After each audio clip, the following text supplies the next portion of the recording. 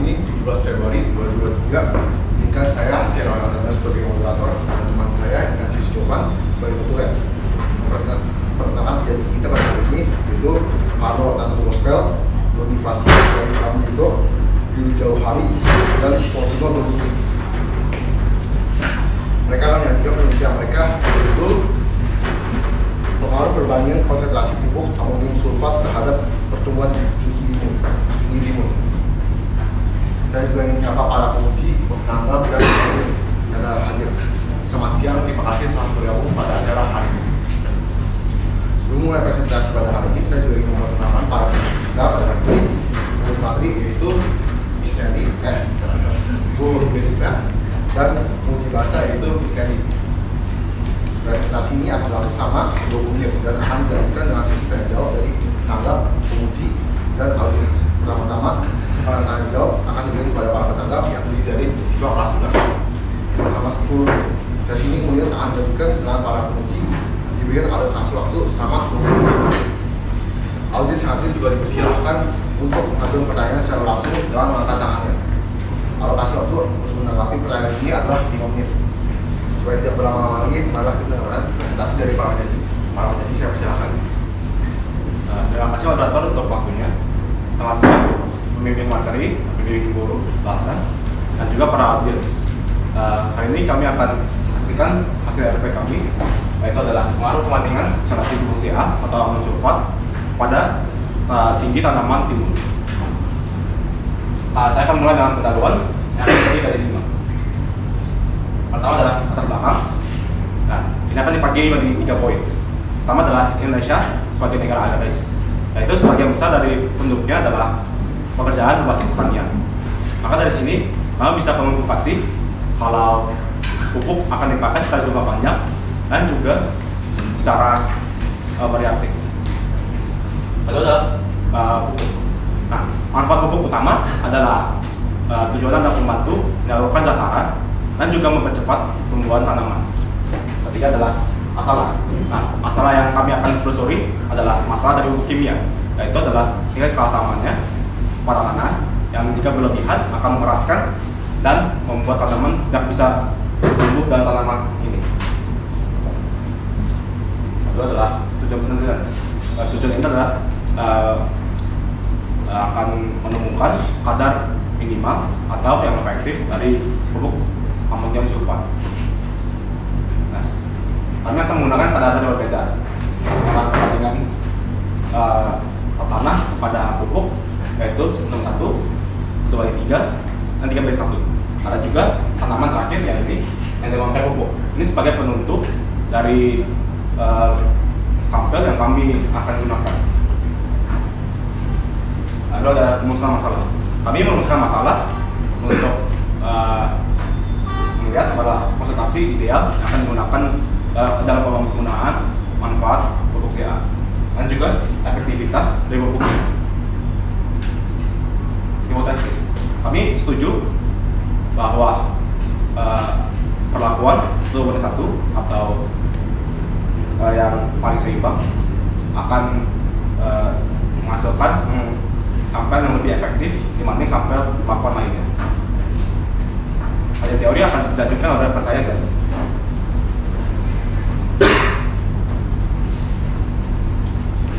saya akan menjelaskan tujuan teori. Pertama, kenapa kami memilih mentimun atau disebut Cucumis sativus sebagai tanaman di dalam eksperimen kami. Pertama, tanaman sayuran buah yang banyak diminati oleh banyak masyarakat di Indonesia. Seterusnya, tanaman timun mempunyai secara umum manfaat seperti kesehatan dan kecantikan. Seterusnya, mentimun sangat mudah ditanam di dataran rendah dan paling optimal ditanam di tanah subur, gambut dan tidak mengenang di dalam kondisi pH 6-7. Seterusnya, pupuk CA atau disebut amonium sulfat adalah salah satu jenis pupuk yang mengandung zat kimia seperti nitrogen dan sulfur dan lain-lain. Pupuk CA mempunyai kelebihan dan kekurangan, yaitu bersifat hidrofobis, mudah menyerap, memiliki mencoba pertumbuhan tinggi tanaman, dan kakil lebih terhadap hama saat kekeringan. Tetapi pupuk zat juga mempunyai kekurangan, yaitu mengancam kehidupan mikroorganisme yang di dalam tanah hingga mudah terserang penyakit jika digunakan berlebihan. Seterusnya adalah rumus Ferreira. Rumus Ferreira adalah sebuah rumus untuk digunakan mencari besar sampel di dalam jumlah kelompok tersebut. Dalam contoh eksperimen kami, rumus Ferreira digunakan dalam eksperimen ini mempunyai 4 besar kelompok dan bisa dimasukkan 4 di dalam variable T. 4 min 1 menjadi 3 kali n min 1 jadi 3n min 3 lebih bisa sama dengan 15, dan 3 bisa dikeluarkan kepada 15 untuk dibagi menjadi n min 1 lebih besar atau sama dengan 5, akhirnya mendapatkan n lebih besar atau sama dengan 6 besar kelompok. Maka jumlah sampel setiap kelompok lakukan jika lebih besar dari atau sama dengan 6 kali 4 menemukan 24 sampel. Seterusnya metode penelitian akan dijelaskan oleh Jurnal Domingo. Sekarang saya akan menjelaskan metode penelitian yang kami gunakan. Jadi untuk jenis penelitian yang kami lakukan ini, kami mengambil data itu menggunakan pendekatan kuantitatif di mana kami mengukur ketinggian dari tanaman timun itu selama masa penelitian.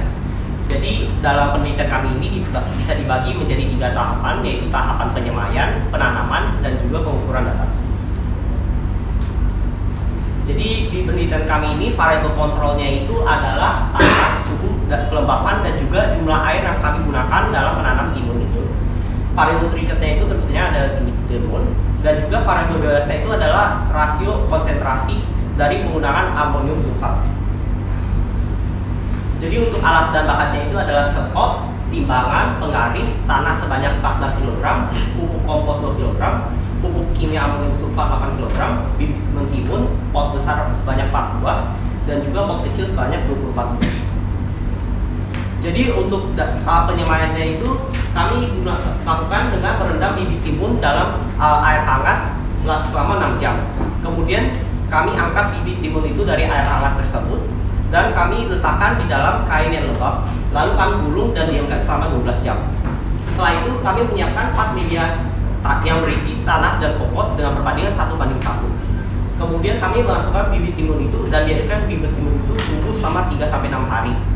Tahap penyemaian selesai pada saat timun sudah tumbuh sehingga memiliki 2-4 daun. Ini adalah gambar biji timun yang kami gunakan, dan juga bisa lihat ini adalah tahap perendamannya, dan ini kami letakkan di dalam kain yang basah. Jadi bisa lihat bahwa kami memulai tahap penyemaian ini tanggal 12, lalu selesainya tanggal 17. Bisa lihat perkembangan dari timunnya selama tahap penyemaian. Setelah tahap penyemaian selesai, kami akan menyiapkan 4 media tanam yang berisi tanah sekaligus pupuk amonium sulfat sesuai dengan rasio yang sudah kami tentukan, yaitu 1:1, 3:1, 1:3, dan 1:0 sebagai media kontrolnya. Lalu kami pindahkan tanaman timun yang sudah berkecambah, dan kami berikan perawatan rutin dengan penyiraman sebanyak 1 kali sehari. Lalu kami mengukur timun itu dilakukan selama 2 minggu setelah tahap penanaman, dan kami lakukan itu pada waktu yang bersamaan setiap hari menggunakan penggaris. Ini adalah timun-timun 2 minggu setelah penanaman.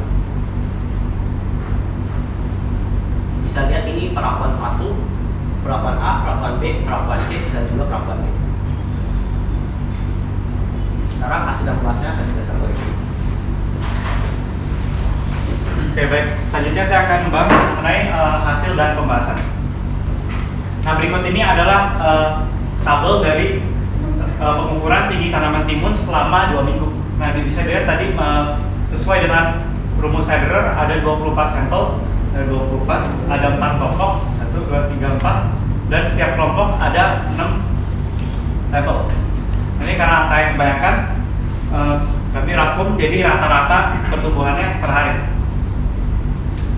Bisa dilihat di sini rata-ratanya, dan pertumbuhan tinggi yang paling pesat itu adalah perlakuan B atau 1:1, 50% tanah, 50% pupuk ZA. Dia bertambah sebanyak 7,2 cm, dan di posisi kedua ada perlakuan C dengan komposisi 75% tanah dan 25% pupuk ZA dengan 6,1 cm. Posisi ketiga itu perlakuan A atau 100%-nya tanah, dan perlakuan D yang 75%-nya pupuk itu hanya bertambah 2 cm. Dan bisa dilihat juga ini selama beberapa hari dia tidak bertambah tinggi. Nah, dari hasil ini kita dapat membuktikan bahwa hipotesis kita benar, bahwa komposisi 1:1 itu yang paling ideal, dan dari hasil kelompok perlakuan yang keempat bisa diambil kesimpulan juga bahwa kelebihan pupuk dapat merusak tanaman. Kelebihan pupuk dapat merusak mikroorganisme yang ada di dalam tanah dan menghambat pertumbuhan tanaman. Nah, ini berikut adalah grafik pertumbuhan tanaman timunnya. Bisa dilihat perlakuan A, B, dan C itu berada di atas dan berada berdekatan, sedangkan yang perlakuan C itu jauh dari 3 ini. Nah, sebenarnya perbedaannya ini bisa terlihat lebih signifikan jika perlakuan percobaan ini dilakukan lebih lama lagi, sekitar 1-2 bulan.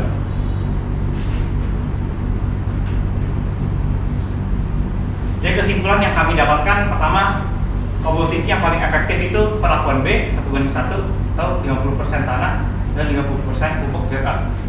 Dan kesimpulan yang kedua, pupuk ZA sangat efektif digunakan di industri pertanian. Kita dapatkan kesimpulan kedua ini dari perlakuan B dan C itu lebih tinggi dari yang perlakuan A. Baik, selanjutnya sekarang.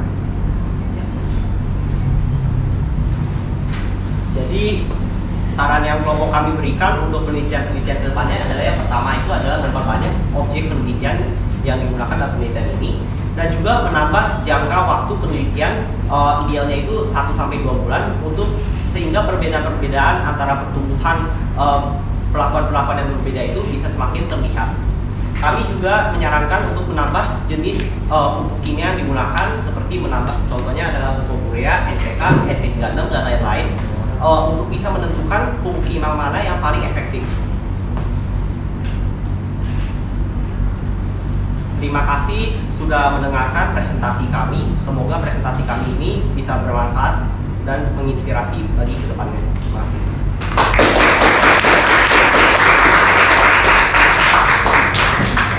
Baik, terima kasih atas presentasinya. Sekarang saatnya kami memberikan kesempatan kepada para penanggap.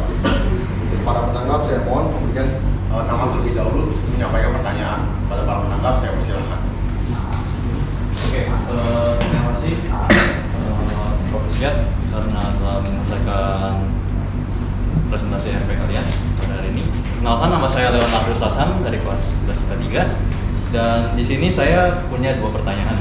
Tetapi tolong pertanyaan pertama dijawab terlebih dahulu, baru pertanyaan kedua. Untuk pertanyaan pertama, apakah ada alasan kenapa kalian memilih pupuk organik ketimbang pupuk yang anorganik?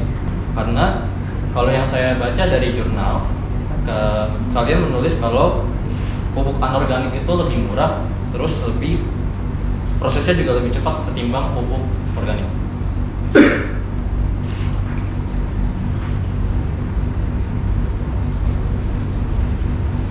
Jadi alasan pemilihan pupuk anorganik atau pupuk kimia amonium sulfat ini dalam kasus kami ini adalah, pertama-tama adalah seperti yang sudah dituliskan dalam jurnal, bahwa pupuk kimia itu jauh lebih mudah dan lebih efektif, pertumbuhannya itu lebih cepat, bisa dilihat pada tanaman. Dan kedua itu adalah pupuk kimia itu lebih industrial, jadi lebih banyak dipakai di ladang-ladang di seluruh Indonesia, sehingga kami merasa bahwa dengan meneliti pupuk kimia itu dampaknya itu bisa lebih besar daripada pupuk bumi.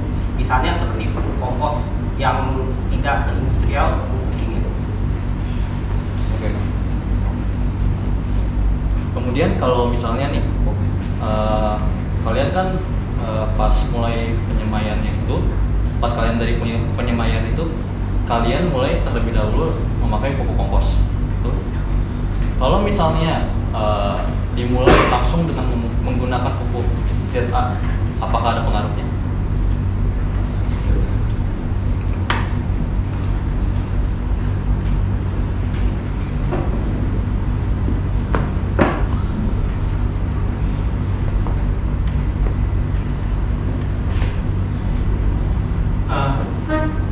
Dari penelitian kami itu lebih baik lakukan penyemaiannya dulu, karena pupuk kimia ini bersifat dia panas, dia lebih baik disemai dulu.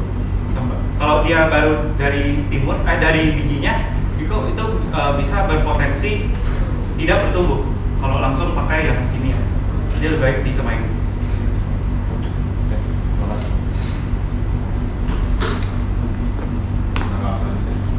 Baik, saya ingin memberikan apresiasi dulu kepada kelompok ini karena sudah melakukan penelitian yang sangat baik. Saya akan memberikan 2 pertanyaan, silakan jawab satu persatu seperti teman saya tadi. Yang pertama adalah, kenapa penelitian kalian hanya terbatas pada pertumbuhan tinggi tanaman mentimun saja, tidak dengan apakah tanaman mentimun sampai berbuah dan menumbuhkan buah dan lain sebagainya. Silakan.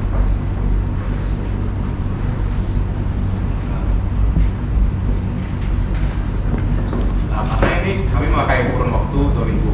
Kami juga menunggu untuk berbuah akan di luar waktu penelitian kami. Terima kasih jawabannya. Dan untuk pertanyaan selanjutnya, bagaimana kondisi lingkungan sekitar tempat praktik untuk penyemaian dan pertumbuhan? Karena bisa dibilang cuaca dan suhu lingkungan cukup berpengaruh dalam proses pertumbuhan tinggi tanaman. Terima kasih. Kondisinya cukup bagus. Kami menanamkannya di pot di ruangan yang terbuka dan mendapat sinar matahari yang cukup. Baik, terima kasih. Baik, terima kasih kepada para penanggap. Selanjutnya kita mulai sesi tanya jawab dengan para penguji. Kita mulai terlebih dahulu dengan penguji kami, yaitu Bu Belinda. Pada Bu Belinda, saya silakan. Baik, terima kasih moderator. Selamat siang kepada Bapak Ibu orang tua, kemudian kanisian di sini, dan juga tentu saja untuk para peneliti yang sudah mempresentasikan. Kita berikan tepuk tangan dulu.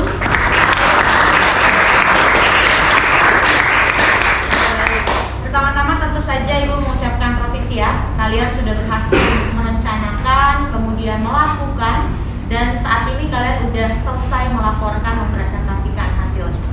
Nah, tentu saja dari jurnal dan juga dari presentasi yang tadi sudah kalian sampaikan, ada beberapa catatan, pertanyaan, dan catatan ini khususnya yang kaitan dengan masukan. Jadi Ibu harap sih tidak dianggap beban ya, jadi jangan takut, tenang aja. So, langsung dimulai. Yang pertama kita lihat dari judulnya. Judul kalau kalian lihat itu sebenarnya udah bagus, tapi Ibu terganggu dengan penulisan tata nama binomialnya. Coba kalian bisa sambil buka jurnalnya di situ, langsung dilihat benarkah tata nama penulisan binomial seperti itu. Langsung dijawab aja, benar nggak? Lupa? Dicek ya, supaya tidak berlama-lama. Itu yang pertama. Kemudian yang kedua terkait abstrak. Abstraknya, atau bisa ditampilkan nggak biar bisa sama-sama dilihat? Ya boleh. Nanti biar adik-adiknya nih yang kelas 11 dan kelas 10 juga bisa belajar ya, bisa tahu harus seperti apa. Bisa? Oke, sambil disiapkan, Ibu mau tanya sekarang terkait dengan abstrak. Abstrak itu sebenarnya isinya harus ada apa saja ya? Ini pertanyaannya mau ditampung dulu atau kalian mau coba langsung jawab? Gali, Carlo, Fortuno, dan Rio. Dia lagi nyiapin. Yang bertiga ini bagaimana? Mau ditampung dulu? Jadi kalau sepengetahuan saya itu Oke. seberapa itu harusnya itu berisi keseluruhan dari penelitian itu. Good. Apa saja sih isi keseluruhannya? Coba. Mulai dari latar belakang, Latar belakang. penelitian yang kami lakukan, Oke. dan juga kesimpulannya. Ya, latar belakang, tujuan, metode begitu ya. Baiknya harus lengkap. Nah, sekarang coba kalian lihat punya kalian. Udah mencakup semuanya belum? Diperhatikan.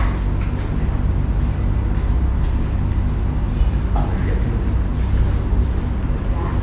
Ini agak diperbesar. Itu tadi judulnya ya, penulisan tata nama binomialnya ya, dicek.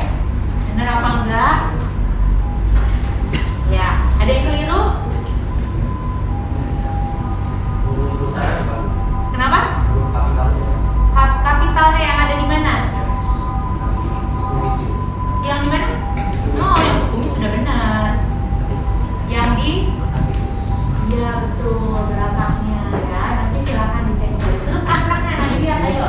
Nih kelengkapannya udah ada semuanya belum tadi? Latar belakang, metode, latar belakang, tujuan, rumusan masalahnya, metode, hasil, kesimpulan udah ada belum? Mungkin boleh agak diperbesar biar sama-sama bisa dicek. Itu kalau misalnya memang belum, disarankan ya dilengkapi ya nak ya, ditambahkan. Terlebih tadi kan kalian udah bilang ada perbandingan-perbandingan. Nah di sini kan belum muncul. Oke, clear ya yang ini. Oke, next. Sekarang yang di halaman 4 coba dilihat. Halaman 4 di kolom 1 yang ada di bawah foto tuh ya, ada foto buku ZA-nya. Ibu penasaran sebenarnya tadi tujuannya dan rumusan masalahnya ini sebenarnya ada berapa sih? Tadi turun lagi nak, turun naik lagi. Yang di bawah foto. Nah terkait dengan tujuan, bawahnya lagi dikit. Tuh. Maka tujuan dari penelitian adalah untuk, sedangkan tadi kayaknya yang disampaikan ada berapa yang di presentasi. Sebenarnya tujuannya ada berapa dan apa saja? Diperjelas. Mungkin Gali bisa dijawab gantian. Ada berapa jadinya Gali?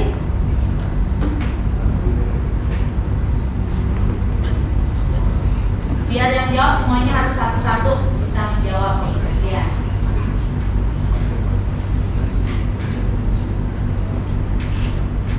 Berapa nak? Ada dua. Ada dua. Oke, apa saja jadinya? Untuk mencari efektivitas dalam konsentrasi dan konsentrasi tiap percobaan, Oke. Mencari efektivitas, kemudian yang kedua dan mencari konsentrasi ideal. mencari konsentrasi yang ideal. Oke, coba dilihat pada rumusan masalahnya. Udah sesuai belum? Rumusan masalahnya.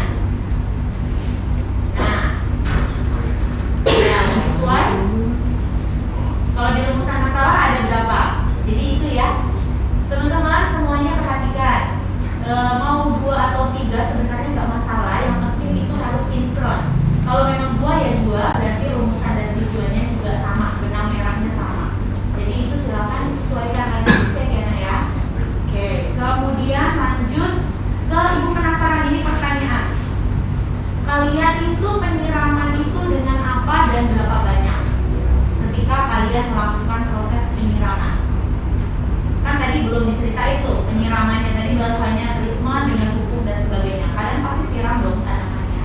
Nah itu dengan apa, terus berapa banyak atau tekniknya gimana ketika nyiram? Boleh langsung dijawab? Teknik penyiramannya pakai air, pakai selang. Oke, air selang biasa. Iya biasa, kayak nyiram tanaman biasa. Oke.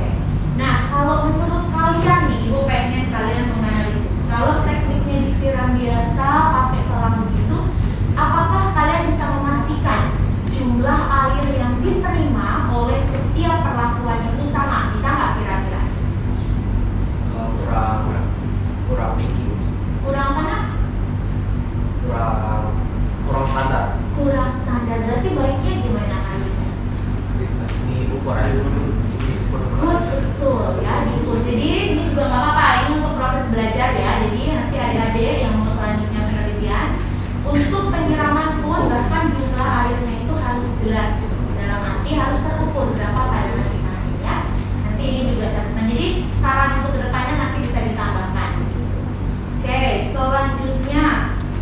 kalau ibu lihat di jurnal, nah tadi kalau di PPT udah bagus ya, sudah agak lebih lengkap. Kalau di jurnal yang halaman 5 bisa dilihat di situ variabel kontrolnya kalian hanya baru menuliskan apa tuh, coba lihat atas. Enggak yang atas lagi itu dibaca yang di variabel kontrolnya. Dan tanah sebagai kolom yang kedua di atas kata penelitian. Naik. Ya. Nah tuh. Nah ini ya variabel yang digunakan dalam penelitian bla bla bla, kalimat yang terakhir. Pertumbuhan tinggi tanaman udah ketemu belum? Paragraf 2. Nah, itu variabel kontrolnya yang ditulis baru 1. Harusnya tadi ada apa lagi? Ada cahaya, air, Pelambakan. Oke, tuh. Jadi dilengkapi lagi ya untuk itu supaya lebih lengkap. Next, untuk di pembahasan di sini kalian membahas banyaknya tentang yang B dengan yang D begitu ya. Dan itu kan D salah satunya kan adalah kontrol. Tadi yang kontrol sebenarnya yang mana sih? Kalau tadi kalian yang A gitu ya. Oke. Nah, Ibu belum menemukan untuk yang C, kemudian yang lainnya itu untuk dibahas lebih lanjut pengaruhnya kenapa. Ya, itu nanti silakan juga ditambahkan untuk analisis ini karena waktu terbatas, nanti beberapa jadi catatan aja ya. Kemudian sama kesimpulan begitu. Kemudian untuk tabel juga kasih keterangan untuk rata-rata kalau kalian bawahnya. Nah, tabel yang ini kan kalian langsung tabel 3.2 perlakuan A, padahal kan itu hasil rata-rata sebenarnya kan, dilengkapi. Oke, sekarang pertanyaan aja langsung. Kalian itu sebenarnya mengukur pH juga atau tidak? Karena kalau tadi bilang asam, tapi asam apakah dilakukan pengukurannya atau hanya sebatas dari kajian literatur teori? Boleh dijawab? Kalau untuk ukuran asam itu sebatas dari literatur, dan juga kami memastikan bahwa misalnya kondisi tanahnya itu berasal dari tempat yang sama dan lain-lain, sehingga bisa disimpulkan bahwa tanah itu memiliki pH yang sama. Oke, tapi kan tadi dikatakan bahwa ada pengaruh pH juga ya terhadap perbedaan hasilnya. Maka untuk kedepannya, baik kalau untuk make sure memastikan itu kalian melakukan pengukuran pH juga. Jadi benar-benar masing-masing diukur juga pH-nya berapa gitu untuk ukuran. Jadi kalian berbicara tentang analisis bahwa pengaruh pH itu jelas karena memang hasil pengukurannya pH-nya juga berubah atau berbeda. Itu ya perubahan dan masukannya. Kemudian udah bisa ya. Baiklah, jadi nanti beberapa catatan atau beberapa hal Ibu akan sampaikan aja ya. Tapi so far Provisiat ya, selamat kalian udah berhasil, udah menyelesaikan penelitian kalian. Terima kasih.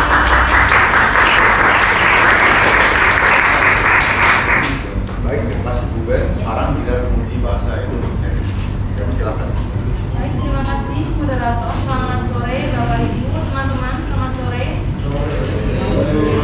Teman-teman presenter, selamat sekali lagi Provisiat karena kalian sudah menyelesaikan penelitian. Gimana perasaannya sekarang? Masih deg-degan atau sudah lega? Oke, tadi Bu Ben sudah sedikit banyak membahas tentang materi kalian. Sekarang Miss akan membahas tentang penulisan format kalian yang ada di jurnal. Sekali ya Mas Diri ya. Oke. Kita lihat dari judul dulu ya. Ini space-nya sudah benar atau belum ya kok? Ketika Miss membaca langsung, sepertinya space-nya masih 1,5 atau berapa ya? Coba lihat. Space-nya harusnya berapa? Judul? Ada yang masih ingat? Teman-teman 12?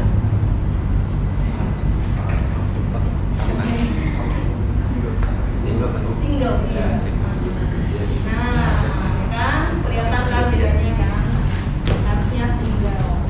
Oke, yang kedua, teman-teman ini Miss catatannya juga di abstrak sebenarnya ya. Selain belum lengkap ya karena Miss belum melihat adanya hasil kesimpulan juga.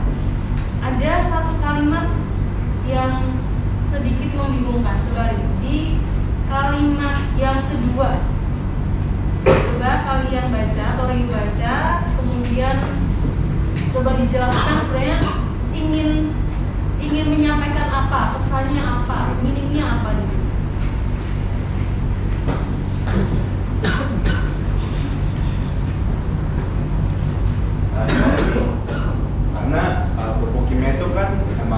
lebih sebenarnya lebih tinggi daripada pupuk seperti dari penggunaan hewan. Maka untuk penggunaan pupuk kimia itu memang harus pengetahuannya memang harus lebih diteliti karena ini efeknya lebih tinggi daripada pupuk biasa gitu. Oke, yang membutuhkan pengetahuan lebih pupuk kimianya atau orang yang menggunakan pupuk kimianya? Secara penggunaan sih mungkin orang sudah bisa tahu, tapi secara untuk efeknya sih ini masih perlu diteliti. Enggak, coba kami baca. Pupuk kimia membutuhkan pengetahuan lebih untuk berhati-hati. Pupuk kimia barang, ya kan? Barang. Coba botol kamu membutuhkan pengetahuan yang lebih. Gimana? Bisa atau tidak? Ya, saya juga jujur saja ada salah kata-kata, tapi untuk cara mikir saya sih pikirnya udah benar. Ya nggak bisa kayak gitu. Ya kamu pikirkan dengan apa yang kamu tuangkan itu harusnya sejalan, ya. Itu harus kamu lihat lagi, kata-kata yang seperti itu harus diubah lagi ya. Struktur kalimat itu seperti apa nih kamu? Struktur kalimat bisa dikatakan sebagai kalimat kalau apa? Jika ada SPJ SPJOK ada Pak Yunus dong. Jualan ya dong. ada subjek, Ada subjek, objek, predikat, objek.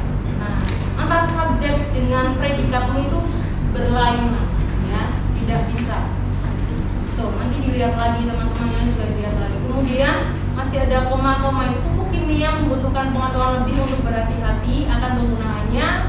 Salah satu pupuk kimia yang akan ditelusuri adalah pupuk ZA, koma lagi dengan mengetahui jumlah kadar minimal, koma lagi penggunaan pupuk ini akan lebih efektif, koma lagi T-nya besar. Nah, mungkin belum dicek ya waktu itu atau gimana? Sudah dicek oleh guru pembimbing bahasa atau belum? Kalau saya sudah tapi mungkin agak dilewati untuk koma-koma ini. Nah, oke, nanti dilihat lagi kalau kalian belum membenarkan ini, kami tidak akan tanda tangan untuk revisi, ya. Dilihat lagi. Kemudian di pendahuluan, teman-teman. Coba kalau di scroll down dulu. Tadi ketika Miss mendengarkan penjelasan kalau tentang pendahuluan, sebenarnya cara pemikiran kalau sudah runtuh gitu ya. Bahwa Indonesia adalah negara agraris, kemudian kemungkinan ada banyak orang yang berperseharian sebagai petani atau mereka di sektor pertanian, itu kan cara pemikiran seperti itu. Tapi ketika kamu menuangkannya atau kalian menuangkannya di dalam paragraf, itu masih mixed up, masih tidak tersusun dengan dengan rapi gitu. Jadi untuk kalimat itu nanti kalian lihat lagi yang seperti yang diketiknya seperti yang kalau katakan tadi ya, bahwa Indonesia itu negara agraris. Kemudian kalau kamu menyatakan bahwa di sini ya, terutama karena Indonesia merupakan negara agraris dengan arti bahwa sebagian besar penduduk bekerja di sektor pertanian. Ya, kalau kalian bisa menyatakan bahwa sebagian besar penduduk bekerja di sektor pertanian, harus ada buktinya, ya kan? Karena selama ini atau selama Miss hidup, Miss tidak pernah membayangkan kalau sebagian penduduk dari sebagian besar dari kita itu bekerja di sektor pertanian, ya kan? Seberapa besar orang Indonesia yang bekerja di sektor pertanian itu perlu kalian cari. Apakah memang besar melebihi orang-orang kantor atau tidak? Ya, mungkin akan ada perubahan dari zaman ke zaman itu juga. Ya, jadi itu ditambahi dengan fakta-fakta yang ada untuk meyakinkan membaca. Gitu ya. Ini ada kalimat yang mesti ditanyakan lagi di paragraf yang kedua. Coba kalau atau yang lain boleh ganti. Yang menjawab, ya, oke, Gali. Nah, ini Miss melihat tidak ada koherensi ya, jauh sekali lompat.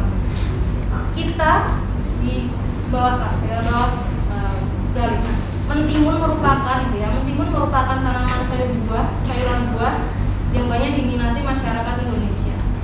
kita sering menjumpainya di berbagai jenis makanan kuliner sebagai hidangan pelengkap. Oke. Makanan gosong cenderung mengandung senyawa nitrosamin yang bersifat karsinogenik. Alasan kita selalu menemukan timun adalah, nah, tiba-tiba dari hidangan pelengkap ke makanan gosong ini tidak ada relevansinya sebenarnya. Ya, bisa kalian cari nanti gimana cara nyambunginnya supaya kalian bisa mengutarakan kalau memang timun ini ditemukan di banyak makanan di Indonesia, gitu ya. Oke.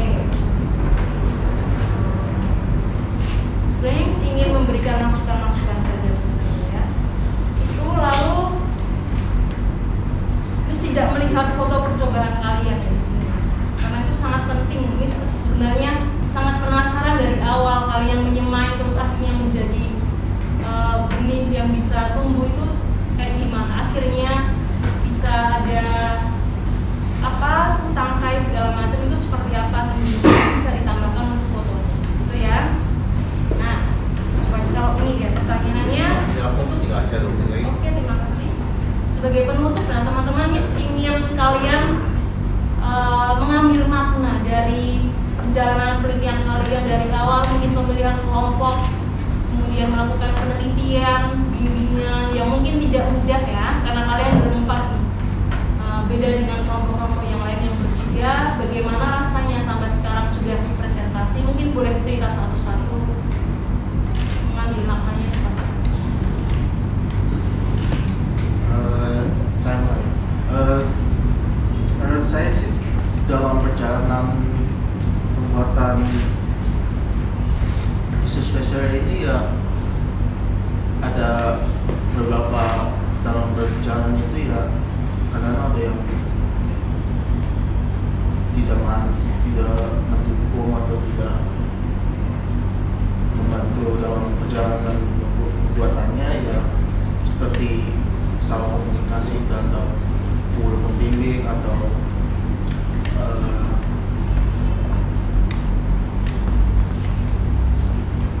susah mengkoordinasi membuat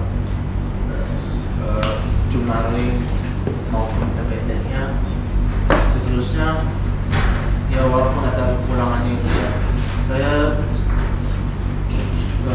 bersyukur tidak menemui hal yang membuat perjalanan ini tidak buruk sekali, dan saya juga bersyukur pelaksanaan business paper berempat kami bisa berhasil, yaitu menurut saya untuk pelaksanaan ini. Oke, terima kasih Gali. Selanjutnya dilanjutkan oleh siapa? Karena untuk tadi sama-sama sih, tapi ya ada dari kesalahan utamanya adalah ada miskomunikasi dalam pembentukan kelompok ini. Karena saya kan aliasnya dengan sebagai dari orang tua atau kadang grup ini, karena diputusi pada akhir-akhirnya. Jadi walaupun dimulai dari miskomunikasi, kami tetap bisa menyelesaikan dan menyelesaikan RP dan presentasi ini dengan baik.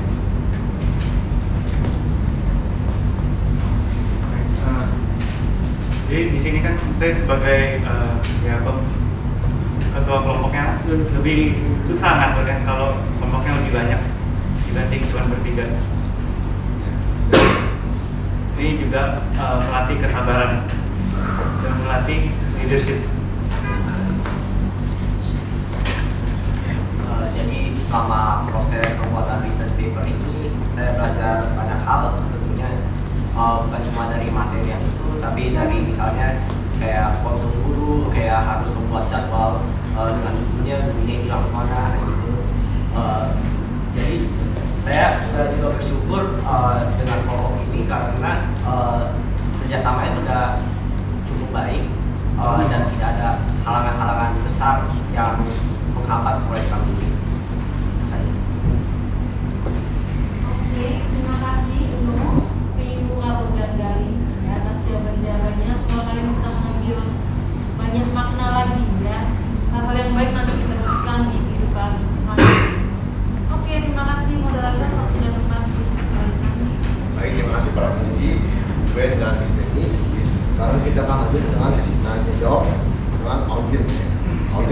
dipersilakan untuk memberikan masukan maupun pertanyaan bagi kelompok.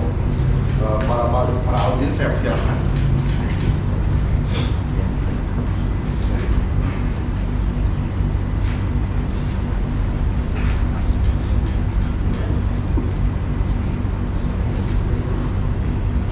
Apakah ada yang ingin bertanya?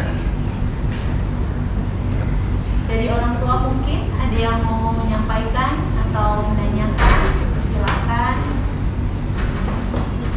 Ya, selamat siang semua adik-adik kalian, ibu guru. Saya orang tua dari Fortuno, dan saya Johan. Saya lihat research paper yang disiapkan ya memang masih jauh dari sempurna, yang kita akui ya, dari sisi tata bahasa, penulisan masih banyak koreksi dan input yang diberikan. Tapi saya sangat kagum, saya sangat appreciate, saya ucapkan selamat kepada anak-anak muda ini dengan waktu persiapan yang singkat bisa membuat suatu penelitian yang dituangkan dalam bentuk research paper. Jadi tidak usah berkecil hati, ya zaman saya dulu malah belum ada nih kegiatan ini, gitu kan. Jadi ini sangat berguna buat kalian untuk di jenjang pendidikan selanjutnya, bahkan hingga di jenjang pekerjaan. Jadi pada saat nanti di dunia profesional, di dunia kerja, hal-hal yang sekarang kalian kerjakan ini akan sangat berguna dan kalian akan sangat bersyukur dengan komentar-komentar ibu guru yang banyak yang ya harusnya kalian tulis tuh input-input yang diberikan ya, karena nanti harus diperbaiki. Jadi saya sangat appreciate dengan kegiatan ini dan sekali lagi selamat ya buat teman-teman ini.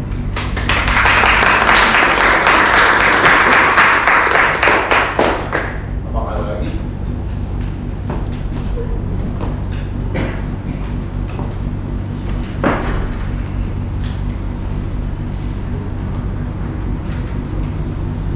Baiklah, sekarang kita lagi dari penghujung acara. Mari kita berikan tepuk tangan yang meriah kepada para